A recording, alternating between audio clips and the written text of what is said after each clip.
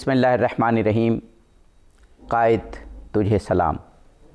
سچ ٹیلی vision کی جانب سے قائد اعظم کو خراج تحسین پیش کرنے کے لیے یہ ایک سیریز قائد اعظم کی برتھ اینیورسری سچ ٹیلی ویژن کی روایت کہ اپنے مشاہیر، اپنے محسنوں اور پھر خاص طور پر بابِ قوم کے حوالے سے ہمیشہ خوبصورت پروگرام لے کر، پروڈکٹیو، ایفیکٹیو پروگرام لے کر ہم حاضر ہوتے ہیں۔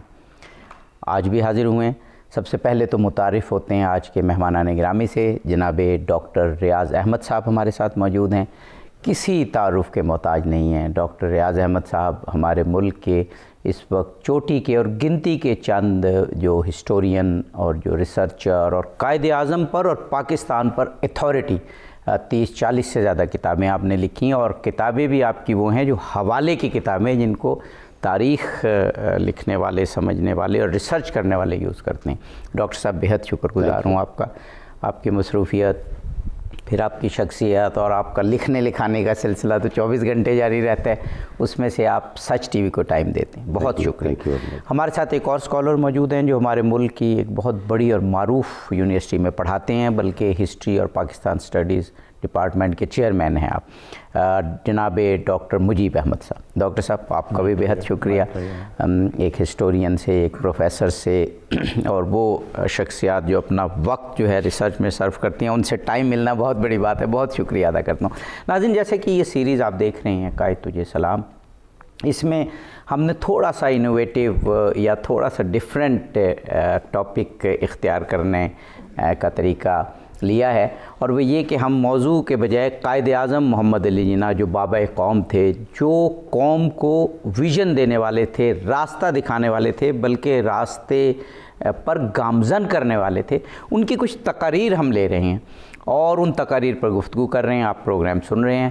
آج کی تقریر کیونکہ سب سے امپورٹنٹ تقریر سمجھی جاتی ہے، لہٰذا ہم نے ایسی شخصیات بلائی جنہوں نے پوری طرح ریسرچ کی ہوئی ہے ان موضوعات پر۔ ڈاکٹر ریاض احمد صاحب، ڈاکٹر مجیب احمد صاحب ہمارے ساتھ موجود ہیں۔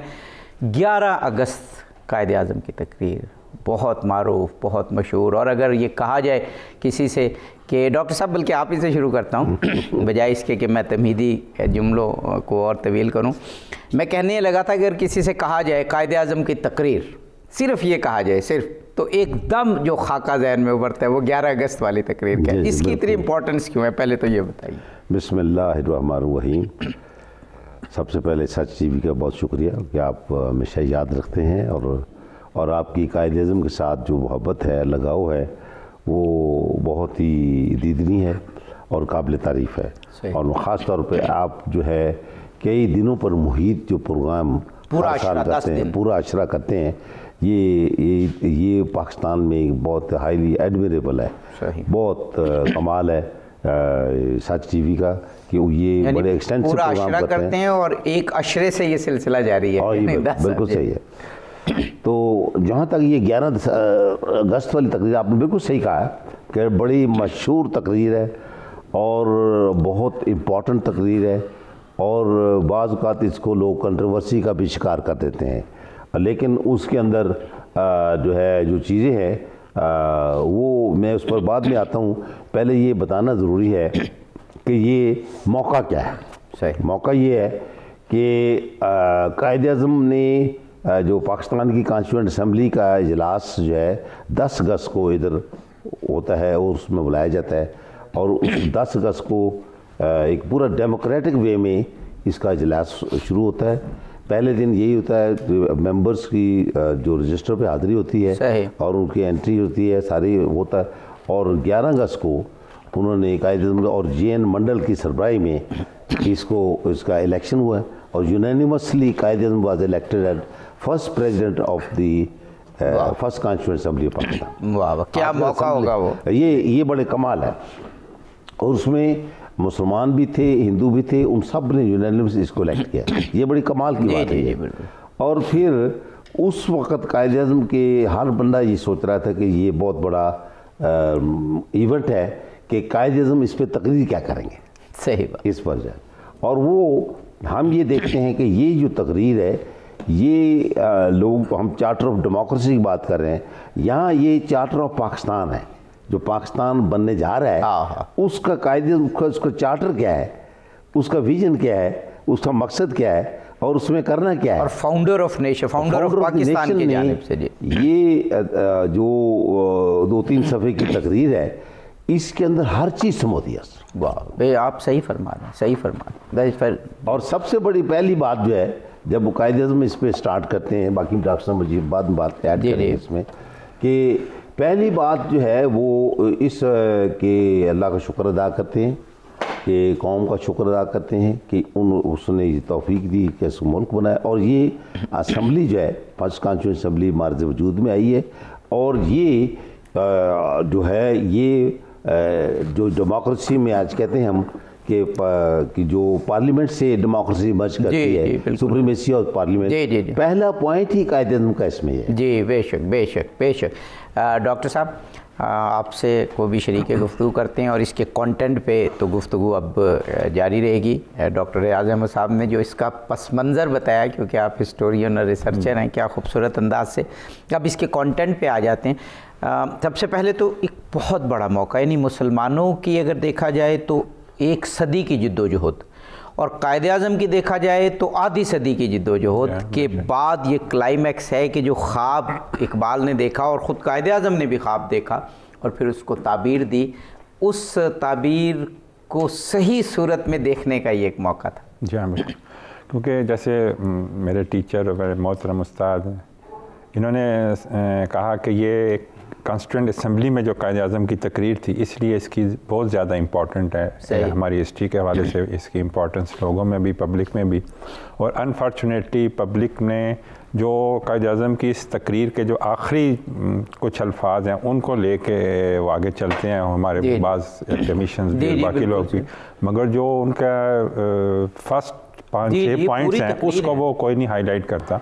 جیسے سر نے کہا کہ قائد اعظم نے سب سے پہلے تو شکریہ ادا کیا کہ آپ نے مجھے پریزیڈنٹ اس کا نامینیٹ کیا یا مجھے الیکٹ کیا. اس کے بعد اپنی سروسز جو لوگوں نے ان کی تعریف کی پاکستان بننے پہ، سب کو مبارک دی. اس کے بعد جو قائد اعظم نے کہا کہ اس کانسٹیٹوئنٹ اسمبلی کا جو فورموسٹ اور سب سے امپورٹنٹ کام ہے وہ 2 ہیں. ایک تو فیوچر کانسٹیٹیوشن میکنگ پاکستان کے لیے جو بھی ہمارا ملک بنے گا، اس کے بعد جب تک ہمارا کانسٹیٹیوشن نہیں بڑھتا تو constituent assembly has to work as a first legislative assembly. تو یہ سب سے پہلا کام قائد اعظم نے، جیسے سر نے کہا کہ گائیڈ لائن دی ہے کہ ہم نے کیا کرنا ہے. کیونکہ اس وقت کہ آپ کو پتہ ہے آپ نے ذکر بھی کیا کہ آئین تو آپ لوگ بنائیں گے، مطلب قائد اعظم ایک کانسٹیٹیوشنل بندے تھے، ایک قانون دان تھے، ایک سیاست دان تھے. تو سٹیپ بائی سٹیپ جو سب سے پہلا موسٹ امپورٹنٹ تھا انہوں نے اس کو ہائی لائٹ کیا. بالکل. اس کے بعد قائد اعظم نے کہا کہ جب یہ بن جائے گا، اور اس کے بارے میں بھی قائد اعظم کہا کہ میں آپ کو ڈکٹیٹ نہیں کروں گا کہ آپ نے کیسا آئین بنانا ہے، یہ depends upon the assembly members. یہ ان پہ ڈیموکریسی کے لیے، اس پہ کوئی نہیں کہ قائد اعظم کہ میں فاؤنڈر آف پاکستان ہوں یا میں پریزیڈنٹ آف کانسٹیٹیوئنٹ اسمبلی ہوں تو آئی ہیو ٹو ڈکٹیٹ. وہ ان کا کوئی ایسی سوچ نہیں تھی. اس کے بعد سٹیپ بائی سٹیپ آگے گئے ہیں. جو سوسائٹی کے لیے تو ایک قسم کی سٹیٹ کے حوالے سے بات کی. اب سوسائٹی کے لیے انہوں نے کہا کہ جو ہیومن نیچر ہے، تو انہوں نے کہا کہ قائد اعظم کے الفاظ ہیں کہ ہمیں برائبری اور کرپشن کے خلاف جہاد کرنا ہے. یہ اس وقت بھی ایشو تھا، آج کا بھی ایشو ہے، اور شاید یہ جب تک انسان ہے یہ رہے گا. تو انہوں نے سختی سے کہا کہ ہم ان دونوں چیزوں کو اپنے معاشرے میں اس کو ہم فروغ دینے کے اس کے حامی نہیں ہوں گے، اس کو ہم ختم کریں گے. ہر قسم کی برائبری، رشوت، چاہے وہ سیاسی ہو چاہے وہ معاشی ہو، جس طرح کی بھی ہو، ہم اس کو ختم کریں گے. اس کے بعد کرپشن، جس طرح کی بھی کرپشن ہے، صرف مالی کرپشن بہت زیادہ، ہر پہلو کی جو کرپشن ہے، اس پرائرٹیز کی جو کرپشن ہے آگے پیچھے جو ہم کریں گے اس کو ہم نے ختم کرنا ہے. اقربا پروری کا وہ اس میں آگے جی اس میں کہ نیپوٹزم بھی نہیں کریں گے، اور جابری، جو دونوں چیزیں ہیں میں اس کے سخت خلاف ہوں. اور مجھے کوئی بندہ انفلوئنس نہ کرے. نہ میں ان کے الفاظ ہیں کہ نہ میں انفلوئنس ہوں گا، نہ مجھے کوئی انفلوئنس کرنے کی کوشش کرے. کیونکہ نئی مملکت بننے جا رہی تھی نا، تو یہ ہونا تھا کہ لوگ اپنے گریونسز یا اپنی وہ سروسز کے اس کے ریوارڈ کے طور پہ کہے کہ ہم نے اتنا کیا اور ہمیں اس طرح کچھ دیا جائے. تو قائد اعظم نے سختی سے کہہ دیا کہ ہم نے اسٹرگل میں یہ قربانیاں دی. حالانکہ دبے لفظوں میں قائد اعظم نے مطلب کہنا یہی چاہ رہے تھے کہ میرے سے زیادہ سروسز کس کی ہو سکتی ہیں. تو جب میں نیپوٹزم کو اور اس کو باقی چیزوں کو ختم کر رہا ہوں تو آپ لوگوں کا بھی. اور اس کو اگر آپ پیچھے جائیں تو یہ خطبہ حجۃ الوداع میں ہمیں اشارہ ملتا ہے کہ جب حضور اکرم صلی اللہ علیہ وسلم نے جب سود ختم کیا تو سب سے پہلے اپنی فیملی ممبرز کے سود کو ختم کیا. تو اسی طرح قائد اعظم نے کہا کہ کوئی مجھے اپروچ نہ کرے، میں کسی کے انفلوئنس میں نہیں آؤں گا، میں کسی کی اقرا پروری یا کسی کا میرٹ پہ جو ہوں گی چیزیں وہ میں کروں گا، مگر میرٹ سے ہٹ کے جو ہے کوئی کام یہاں پہ نہیں ہوگا. تو سٹیپ بائی سٹیپ انہوں نے ایک سوسائٹی کا جو ہمیں وہ گائیڈ لائن دی ہے. اس کے بعد جو قائد اعظم کے الفاظ ہیں اچھا، ہم ایک وقفہ لینا اور اس تقریر میں جیسے آپ دونوں شخصیات نے فرمایا کہ قائد اعظم نے جو ایک بہترین اور ترقی یافتہ سوسائٹی کے لوازمات ہیں، ریکوائرمنٹس ہیں، ان کی بات کر دی، اور آج اگر ہم ایک صدی بعد بھی، تقریباً ایک صدی بعد بھی دیکھتے ہیں، 70-80 سال بعد، تو ہیومن نیچر تو وہی ہے، وہی چیزیں ہمارے سامنے ہیں۔ ناظرین، قائد اعظم کی ایک بہت اہم تقریر پر گفتگو جاری ہے، قائد اعظم کی اینیورسری، قائد اعظم کو ہم یاد کر رہے ہیں، اور اس پروگرام میں، اس سیریز میں ہم قائد اعظم کو یاد کر رہے ہیں انہی کی تقاریر کے ذریعے۔ آج کی تقریر شاید ان کی سب سے اہم تقریر تھی، ان کے کریئر کی بھی، ان کی زندگی کی بھی، اور پاکستان کی تاریخ کے حوالے سے بھی۔ اس پر گفتگو جاری ہے، ہمارے ساتھ رہیے۔ قائد اعظم تجھے سلام، سچ ٹیلی ویژن کی جانب سے سیریز میں یہ پروگرام قائد اعظم کی تقاریر کے حوالے سے، قائد اعظم کی تعلیمات اور خود ان کی شخصیت کے اوصاف پر گفتگو ہو رہی ہے، اور جو رہنمائی انہوں نے فراہم کی۔ ہمارے ساتھ ڈاکٹر ریاض احمد صاحب موجود ہیں، ڈاکٹر مجیب احمد صاحب موجود ہیں۔ ڈاکٹر صاحب، ابھی ذکر ہو رہا تھا کہ ایز اے ہول کچھ چیزیں تو ڈاکٹر مجیب احمد صاحب نے وقفے سے قبل بتائیں، ایز اے ہول آپ اس تقریر کو کیسے لیتے ہیں؟ کیونکہ جیسے ہم نے ذکر کیا کہ ہیومن سوسائٹی، ہیومن نیچر، انسان کا شعور، اور جس طرح سے وہ ایک کشمکش ہوتی ہے مختلف طبقات میں، وہ تو اسی طرح ہے۔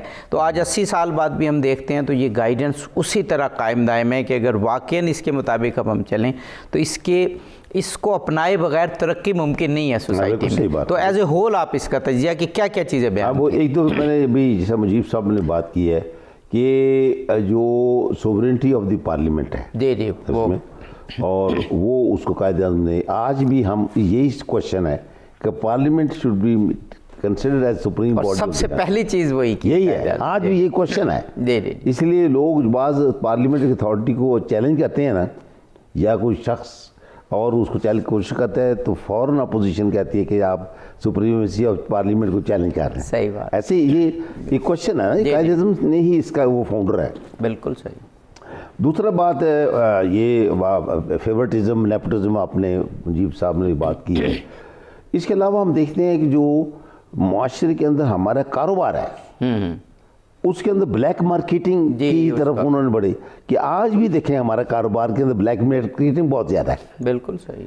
قائد اعظم نے بالکل ہٹ کیا ہے۔ ابھی بھی کہتے ہیں جو چینی آٹے کی قیمتیں اتنا آگے گئی ہیں، پیٹرول کی قیمتیں، تو اس میں اس چیز کا بڑا دخل، بلیک مارکیٹنگ جو ہے ہر لیول پہ ہے۔ جی کہ آپ دیکھیں اس میں کہ آفیشیل اور آفیشیل دونوں لیول میں، بلکہ میں وہ دیکھ رہا تھا ایک تقریر، ہم اور کسی پروگرام میں گفتگو ہوگی، وہ جو 1 جولائی والی تقریر ہے، اس میں قائد اعظم نے صاف کہا کہ یہ جو پرائس کنٹرول کرنا ہے یہ گورنمنٹ کی ڈیوٹی ہے۔ تو مجھے فوراً آج کا وقت یاد آ رہا تھا کہ دیکھیں آج بھی وہی سلسلہ ہے۔ یہ وہ بلیک مارکیٹنگ وہی بات ہے جسے مجیب نے حضور پاک صلی اللہ علیہ وسلم کی مثال دی ہے، اور خلافت راشدہ، کہ یہ عصر اور مغرب کے درمیان ٹائم ہوتا تھا، حضور پاک صلی اللہ علیہ وسلم کہ مارکیٹوں کو چیک کرتے تھے۔ واہ واہ، صحیح بات۔ اور تمام چاروں خلفاء نے عصر اور مغرب کے درمیان، اصل یہ ٹائم تھا۔ جی میں نے پورا ٹائم کے حساب سے کرے، اور وہ اس کے در مارکیٹوں چیک کرتے، جہاں کہیں ملاوٹ دیکھتے اسی وقت گواہ لیتے اور سزا دیتے۔ تو یہ آج کل بھی ہونا چاہیے، آپ کا کیا خیال ہے؟ حکومت اگر انٹرسٹڈ ہو تو کرے نا، صحیح بات، کیا خیال ہے؟ صحیح بات ہے، لیکن حکومت کے چیک کے بغیر یہ کام ٹھیک نہیں ہوگا۔ صحیح بات ہے۔ طریقہ کار چونکہ بدل سکتا ہے، 14 سال گزر گئے ہیں، نیا طریقہ، نیا دور آ گیا ہے، لیکن چیک ہونا چاہیے by one way or the other. تو کہنے کا مقصد یہ ہے کہ دیکھو ہمارے بلیک میں ہم چیزوں میں ملاوٹ بڑی کرتے ہیں، وہ قیمتیں بہت بڑھاتے ہیں، 2 نمبر چیزیں بیچتے ہیں، یہ آج بھی پرابلم ہے۔ قائد اعظم نے اس کو اتنا اہم جانا اس بات کو کہ اس تو یہ معاشرے کے، انہوں نے کہا یہ ناسور ہے، ہمارے معاشرے کے ناسور ہیں۔ ایک حکومت کا ناسور فیورٹزم، نیپوٹزم ہے، اور معاشرے کا ناسور۔ اور انہوں نے احمد علی، ان کا بھائی تھا جو فرانس سے آیا، انہوں نے کہا تھا کہ مجھے بات کی بات ہے یہ کہ 47-48 کی بات ہے کہ مجھے کو پلاٹ دے دیں، کچھ ہونے کا نہیں، ٹرن ڈاؤن قائد اعظم کو۔ اچھا صحیح، ٹھیک ہے۔ تو اس طرح کی اور بڑی مثالیں ہیں، قائد اعظم نے کبھی فیورٹزم نہیں کیا۔ پھر ہم دیکھتے ہیں اگلی بات جو ہے، پھر انہوں نے قائد اعظم نے گائیڈ لائن کانسٹیٹیوشن میکنگ کے لیے، مجھے صحیح کہا کہ ڈکٹیٹر آج کے تو کہہ رہے میں یہ چاہتا ہوں، قائد اعظم کا لفظ میں اس کے اندر نہیں ہے۔ صحیح بات، واہ واہ واہ، یعنی میں نہیں ہے، یہ اس تقریر کی فاؤنڈر آف دی نیشن میں نہیں کہہ رہا ہے۔ کتنی بڑی بات ہے، ہمارے بڑے بڑے لیڈر کہتے ہیں میں یہ کہہ رہا ہوں۔ ہاں، صحیح۔ ٹھیک ہے صحیح، وہ کہہ رہے ہیں قانون یہ کہہ رہے ہیں یا معاشرے کے نارمز یہ کہہ رہے ہیں. آج کل یہ بہت ایڈوانس ایج ہے یار, میں تو نکال دینی چاہیے نا. اور پھر آگے دیکھیں, پھر اگلی جو بات کریں کہ یہ جو ہم نے کہا بھی انڈیا پاکستان دونوں کو ایڈریس کر رہے ہیں, دونوں کو کہہ رہے ہیں, انڈیا کو بھی ایڈریس کر رہے ہیں. اس میں یہ بھی ہے کہ ہندوستان اور پاکستان دونوں کے لوگوں کہ 400 ملین کے لوگ ہیں, لفظ 400 ملین کا اکاؤنٹ کیا, بالکل صحیح. اس میں وہ جو ڈفرنس ہے ہندو مسلم والا, ہندوستان کو بھی کہہ رہے ہیں.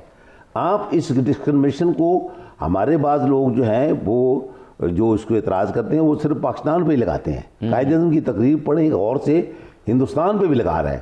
آپ یہ جو ڈسکرمنیشن ہے, یہ جو ہندو اور مسلمان اور یہ اس کی ڈسکرمنیشن کو آپ ختم کریں. مذہبی سینس میں تو یہ رہے گی بالکل, یہ جو اس کے جو پرائیویٹ میٹر ہے, انڈیویجول جو ریلیجن ہے, اس کو انڈیویجول کیپیسٹی تو یہ رہے گا. قائد اعظم نے کہا ان دی پولیٹیکل سینس ہمیں جو ہے نا سب کو برابر حق دینا ہے as citizens of the country. جی واہ واہ, یہ کمال ہے اس کا نا. یہ یعنی ڈاکٹر صاحب اس میں ایک اور بات جو میں تقریر میں دیکھ رہا تھا, جہاں وہ سپرمیسی آف لاء کی بات کرتے ہیں, پارلیمنٹ کی بات کرتے ہیں, وہاں وہ لا اینڈ آرڈر کی بھی بات کر رہے ہیں کہ گورنمنٹ کی جو دوسری اہم ڈیوٹی ہے وہ لا اینڈ آرڈر ہے. اگر لا اینڈ آرڈر مینٹین نہیں ہوتا تو اس کا مطلب ہے گورنمنٹ اپنا کام صحیح نہیں کر رہی. اب لا اینڈ آرڈر میں تو پھر ساری چیزیں آ جاتی ہیں کہ پولیس ریفارمز کیا ہیں, عدالتی جو ہے وہ ریفارمز یا عدالتیں کیسے چلیں, یہ سب لا اینڈ آرڈر ہی کے اس میں آتے ہیں. تو یہ بھی بڑی امپورٹنٹ بات بتائی قائد اعظم. جی ہاں بالکل, یہ قائد اعظم کا, کیونکہ پہلے تو انہوں نے سوسائٹی کے بارے میں بات کی کہ کرپشن ختم ہو, نیپوٹزم ختم ہو, باقی چیزیں. پھر وہ گورنمنٹ کی طرف یا اسٹیٹ کی طرف آئیں کہ اسٹیٹ کی کیا ذمہ داری. تو سب سے پہلے ان کا ہے کہ law and order is a primary duty of the state. تو ساتھ پھر اسی کے جب انہوں نے کہا کہ جب اس کی ڈیوٹی ہے, اور اس کے آگے انہوں نے لکھا ہے in order to protect creed and the religion and the religious beliefs and respect, ہر ایک کو انہوں نے کہا کہ ذمہ داری لا اینڈ آرڈر صرف یہ نہیں ہے کہ آپ سڑکیں محفوظ کریں وہ کریں.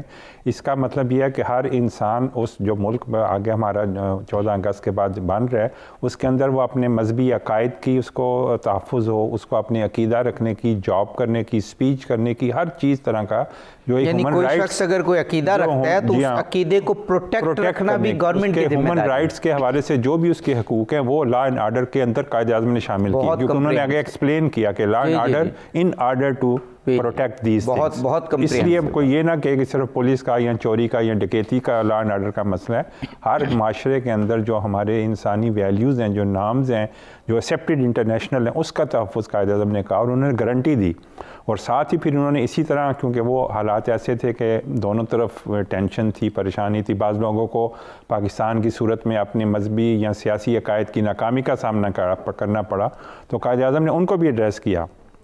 انہوں نے کہا کہ پاکستان ایک ریالٹی ہے, پاکستان اب بن گیا ہے, جنہوں نے اس کی مخالفت کی ہے نہ ان کو ایکسیپٹ کر لیں تو بہتر ہے, مگر ہم کسی کے خلاف کچھ اقدام نہیں کریں گے.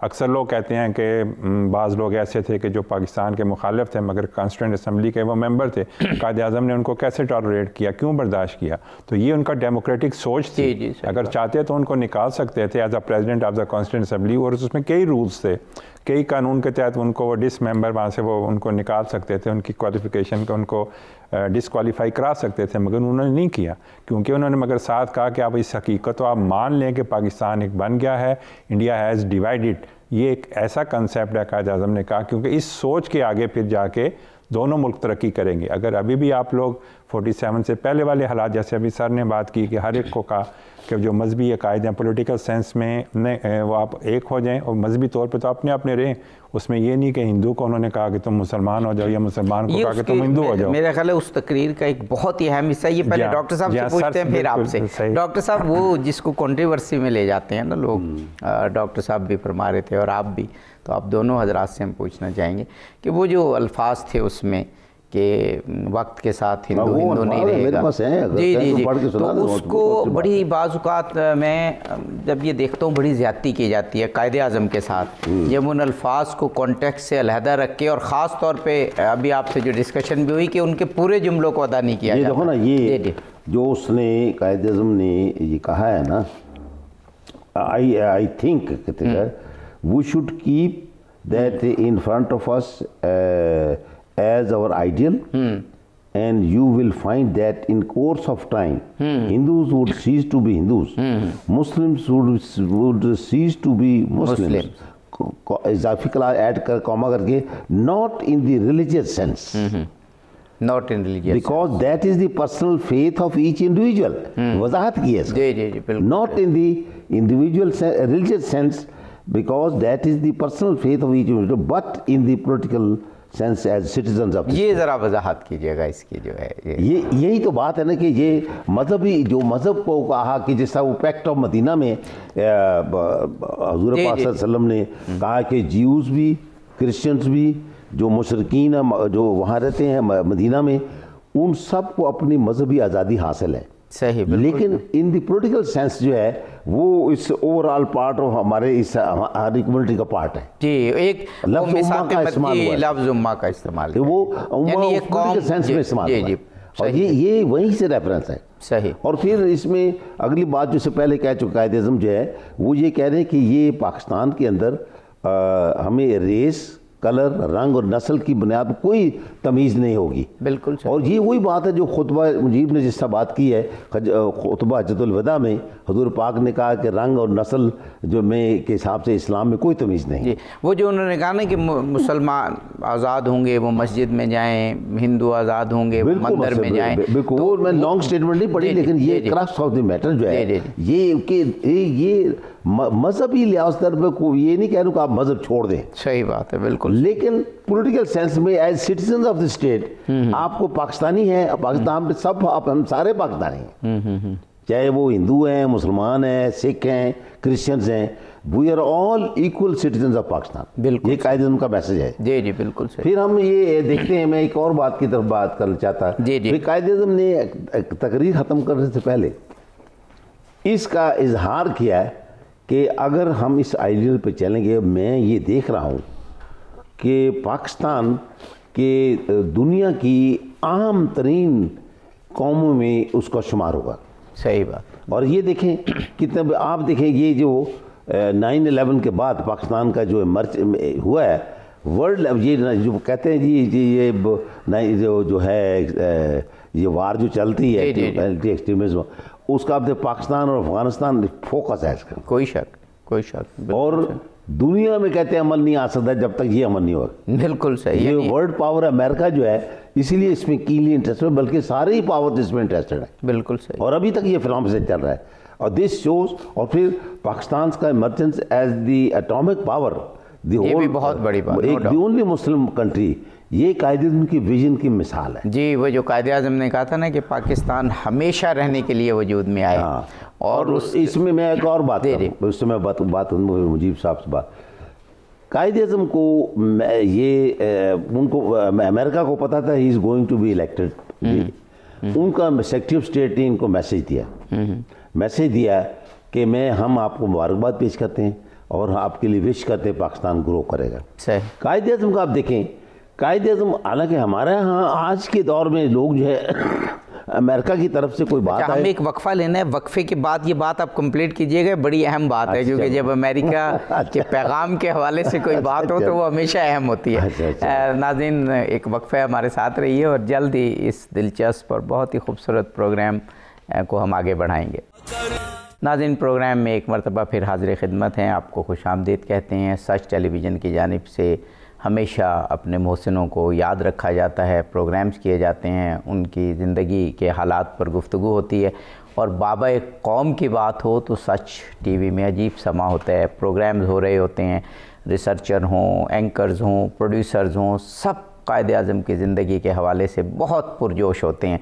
और इस प्रोग्राम में तो हमने एक थोड़ा सा इनोवेटिव रास्ता इख्तियार किया कि कायद-ए-आज़म को उनकी तकारीर की रोशनी में याद किया जा रहा है और जो कुछ उन्होंने रहनुमाई फ़राहम की उस पर गुफ्तगू हो रही है. और आज का प्रोग्राम इसलिए बड़ा स्पेशल प्रोग्राम है कि कायद-ए-आज़म की ज़िंदगी की सबसे अहम तकरीर पर गुफ्तगू हो रही है. हमारे साथ मेहमानान गिरामी जनाब डॉक्टर रियाज़ अहमद साहब, जो हमारे मुल्क के معروف ہسٹورین ہیں, معروف ریسرچر ہیں اور بڑے حوالے کی کتابوں کے مؤلف ہیں, وہ موجود ہیں. ڈاکٹر مجیب احمد صاحب موجود ہیں جو ہمارے ملک کے ایک معروف یونیورسٹی کے پاکستان اسٹڈیز کے ڈپارٹمنٹ کے چیئرمین ہیں. ڈاکٹر صاحب, وہ میں نے آپ کو وقفے سے قبل روکا تھا, کوئی آپ امریکی پیغام کی بات کر رہے تھے, تو میں نے کہا یہ کیونکہ بڑا دلچسپ اور بڑا ایسا موقع ہوتا ہے کہ قوم کی اس کا عموماً لوگ یہ تبصرہ جو ہے اس کا ذکر نہیں کرتے. صحیح صحیح. قائد اعظم نے اس کا ذکر کیا ہے.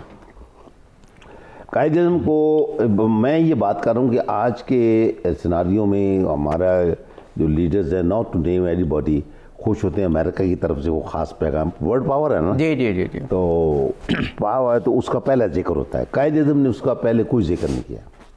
صحیح. جب تقریر اس کی ختم ہوگی جی جی, اس کے بعد اس نے شکریہ ادا کیا کہ امریکہ نے ہمارے کوشش کا اظہار کیا ہے, میں ان کو شکریہ ادا کرتا ہوں. بالکل صحیح. کہ یہ قائد اعظم کی جو انڈیپینڈنس ہے, خودداری ہے, پاکستان کا ایک صحیح پریزیڈنٹ اور ہیڈ آف دی اسٹیٹ ہونے کی اہمیت ہے, اس کی اہمیت کو واضح کیا ہے کہ قائد اعظم یہ اپنا ایک شان ہے. 14 اگست کی تقریر میں قائد اعظم نے برطانیہ کے حوالے سے کہا تھا کہ ہم ایک فرینڈلی تعلقات رکھیں گے, جو بتا رہے تھے کہ ہم برابر کی سطح پہ رکھیں گے, وہ کوئی سلیو والی سچویشن نہیں ہوگی. تو 14 اگست میں برطانیہ کو میسیج دیا اور یہاں پر امریکہ. دیکھو یہ تو دیکھو نا, اس کے اندر پھر دوسری بات ایک بات اور میں کہوں کہ بعض وہ کہتے ہیں جی کہ 56 آئین اور پہلے آئین ہی کوئی نہیں. یہ غلط بات ہے کہ اس قائد اعظم نے اس کو کہا ہے کہ ہم پہلا کام جو ہے اس میں جو 35 ایکٹ کو اس میں پروویژن تھا نا انڈیپینڈنس ایکٹ میں کہ اس کو اڈاپٹ کر لیں. اڈاپٹ یہاں میں نے کیا, کچھ امینڈمنٹ کے ساتھ انہوں نے اڈاپٹ کیا, وہ اس ایکٹ کے تحت یہ پاکستان چلتا رہا. جی جی بالکل. یہ بعض لوگ کہتے ہیں جی پاکستان آئین کے بغیر چلتا رہا, یہ غلط بات. بلکہ قائد اعظم وہ اسمبلی نے پاس کیا تھا, جی جی, یہ اڈاپٹ کیا تھا اس کو. بالکل یہ 5 اور آئین کے لیے تو قائد اعظم, یہ ڈاکٹر صاحب اس تقریر کے حوالے سے بھی آپ فرمائیے, وہ آئین کی بات کر دی ڈاکٹر اعظم صاحب نے. میں جو فاطمہ جناح کی کتاب مائی برادر پڑھ رہا تھا, تو اس میں انہوں نے کہا کہ قائد اعظم تو شروع کے دنوں میں جب بھی بات کرتے تھے 3 مسائل پہ وہ بہت زیادہ ڈسکس کرتے تھے, فکر مند تھے. ایک یہ جو فسادات ہوئے اور ہزاروں لاکھوں جانے گئیں, اس پہ تو بلکہ فاطمہ جناح نے لکھا کہ قائد اعظم آپ دیدہ ہو جاتے تھے, آنکھیں نم ہو جاتی تھیں ان کی. اور تیسرا وہ کشمیر کے حوالے سے فکر مند تھے, اور دوسرا یہ آئین کے کہ وہ چاہتے تھے جلد از جلد, یعنی آئین کے حوالے سے تو قائد اعظم بہت ہی حساس تھے. بالکل, کیونکہ قائد اعظم کو احساس تھا, کیونکہ ساری زندگی ان کی کانسٹیٹیوشن یا اس کے لا کے تحت گزری ہے اور رولز اور ریگولیشن کے تحت گزری ہے. کوئی کام انہوں نے ایسا نہیں کیا کہ جو ایکسیپٹڈ نارمز کے خلاف ہوتے. اس لیے وہ جب انہوں نے ایک ملک اچیو کر لیا تو اس کو چلانے کے لیے لازمی بات ہے کہ ان کو کانسٹیٹیوشن کا, ان کے اہمیت کا احساس تھا کہ کانسٹیٹیوشن ہونا چاہیے. ان کی اپنی پارٹی جو چلا رہے تھے آل انڈیا مسلم لیگ, اس کا کانسٹیٹیوشن تھا. اس میں مطلب اس میں جائیں تو کئی, اس میں 1940 سے آنورڈ کتنی کانسٹیٹیوشنز ہمارے پاس آئے ہیں. تو جب ایک پارٹی کو قائد اعظم کانسٹیٹیوشن کے تحت چلا رہے تھے تو it is next to impossible کہ ہم یہ سوچیں کہ قائد اعظم ایک مملکت کے لیے کوئی آئین کا ڈھانچہ یا وہ اس کا ان کے ذہن میں نہیں ہوگا. وہ اشارے دیتے رہے ہیں کہ قائد پاکستان کا جو آئین ہوگا وہ کس بنیاد پہ ہوگا. کئی جگہ میں ملتا ہے, قرآن و سنت کے حوالے سے ان کی سٹیٹمنٹس ملتی ہیں. تو اس لیے اسلامی آئین کا نام, اسلامی نظام کا نام, وہ سر جب آپ نے وہ 1 جولائی کی بات کی اس کے اندر بھی اسلامی معیشت کی بات ہے, اسلام کی. وہ پھر بیوروکریسی کو جب انہوں نے خطاب کیا تو اس میں بھی گائیڈ لائن ہے کہ you are the servants of the nation. آپ افسر نہ سمجھیں, آپ جو ہے نا افواج کے ساتھ جو انہوں نے کیا ادھر بھی انہوں نے کہا کہ آپ کا ہر ایک کا, ہر جتنا بھی ان کی زندگی کے آخری دن تھے, ہر شعبہ زندگی کے لوگوں کے پاس جا کے یا جو لوگ ان کے پاس آتے تھے ان کو گائیڈ لائن ڈائریکٹ یا انڈائریکٹ وہ دے رہے تھے کہ پاکستان کا کانسٹیٹیوشن کیا ہوگا. مگر اس کے باوجود قائد اعظم نے کوئی ڈرافٹ بنایا لوگوں کے سامنے پیش نہیں کیا کہ یہ میرا پسندیدہ آئین ہے, آپ اس کو ایکسیپٹ کریں. جب بھی گئے, جب بھی بات کیا فارن ڈیلیگیٹ سے یا صحافیوں کے ساتھ, ہمیشہ انہوں نے کہا کہ جو یہ کام جو ہے وہ کانسٹیٹیوشن اسمبلی کا ہے, مگر میرے خیال میں وہ اس طرح کا, کیونکہ یہ سارے مسلمان ہیں, اکثریت مسلمان ہیں, اور میرا نہیں خیال کہ وہ اسلام کے علاوہ کوئی کسی بنیاد پہ آئین بنائیں گے. اب یہ کیونکہ پوری آپ نے شروع سے آپ کہہ رہے ہیں کہ یہ بہت امپورٹنٹ تقریر ہے, اور واقعی امپورٹنٹ تقریر ہے, مگر بعض لوگ جیسے اس کو کنٹروورشل اور وہ بھی چند الفاظ کو بنانے کی کوشش کرتے ہیں. تو میں چاہوں گا کہ اپنے سر بھی ہمارے بیٹھے ہیں, ان کا بھی تعلق ہے, اکیڈیمیشنز ہیں, تعلیمی اداروں میں جاتے ہیں, تو گورنمنٹ کی طرف سے بھی اور ہماری ایجوکیشن منسٹری کو بھی چاہیے کہ اس تقریر کو، اس میں ہمیں اپالوجیٹک ہونے کی ضرورت نہیں ہے، اس کو فل نمبر جو پہلی الفاظ ہے قائد اعظم کا اور اسے آخر تک کو ہمارا ٹیکسٹ کا حصہ بنایا جائے، بچوں کو بتایا جائے، کیونکہ یہ بھی جو ریلیجن کی بات ہوئی کہ you are free to go to your temples, اس میں قائد اعظم نے ہسٹری کی بات کی ہے کہ رومن کیتھولکس کی اور پروٹیسٹنٹس کی جو جنگ ہو رہی تھی اس کو کہا کہ ان کو دیکھ لیں کہ واپس میں لڑ کے ان کا کیا نتیجہ نکلا، آخر میں انہوں نے اسی ملک میں رہنا ہے، اسی ملک میں رہا، انہوں نے سیٹلمنٹ کی ہے۔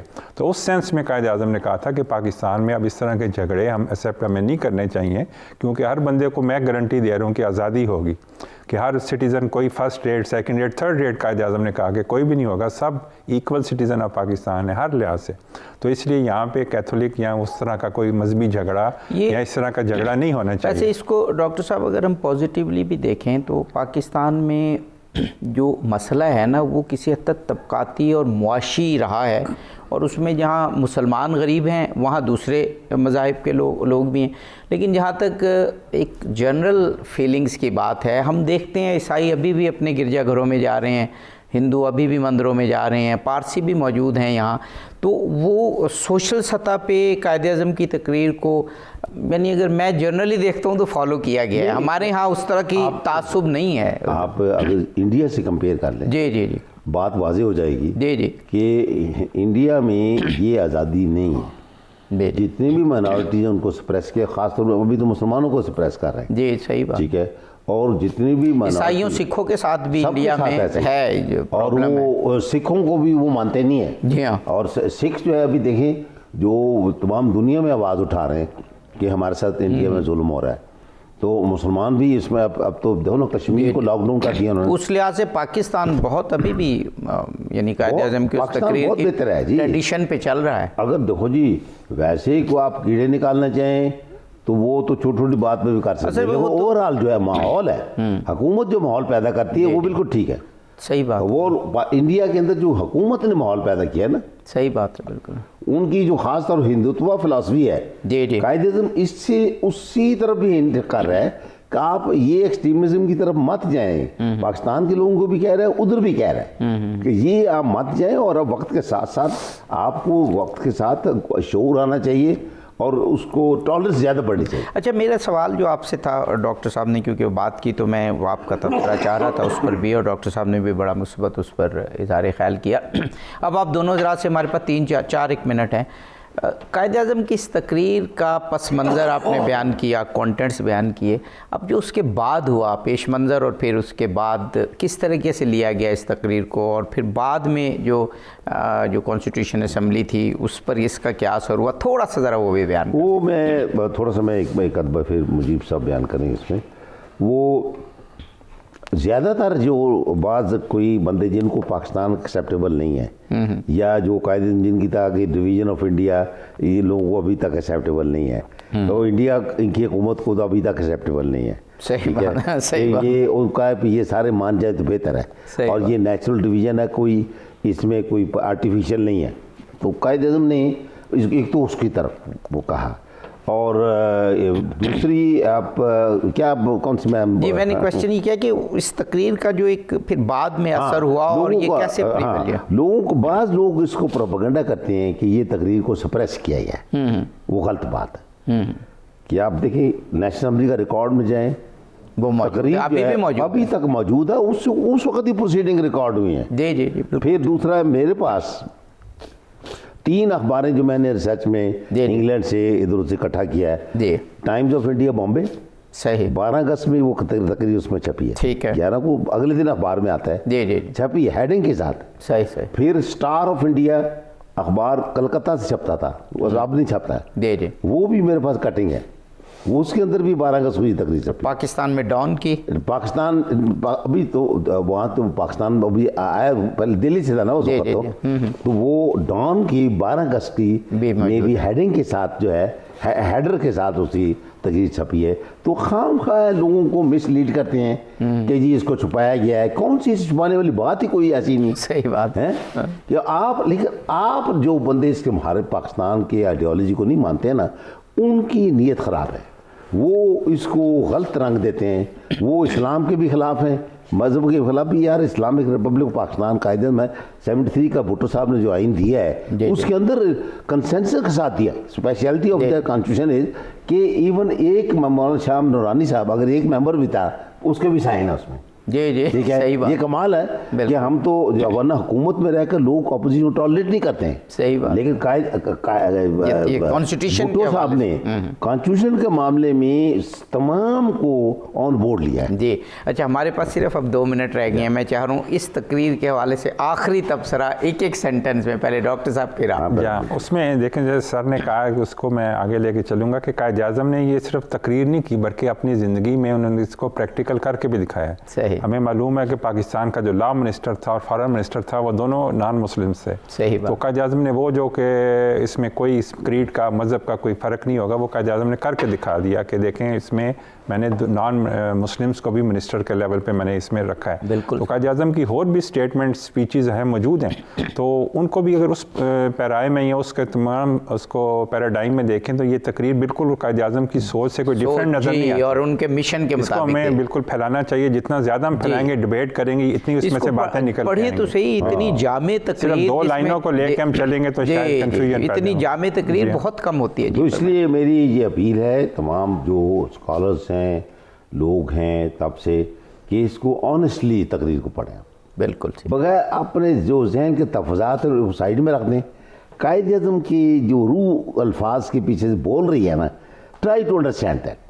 بالکل. اور اس سے جو انسان کی اسپرٹ زندہ ہو جاتی ہے کہ قائد اعظم نے کتنا گریٹ ویژن پاکستان کا دیا.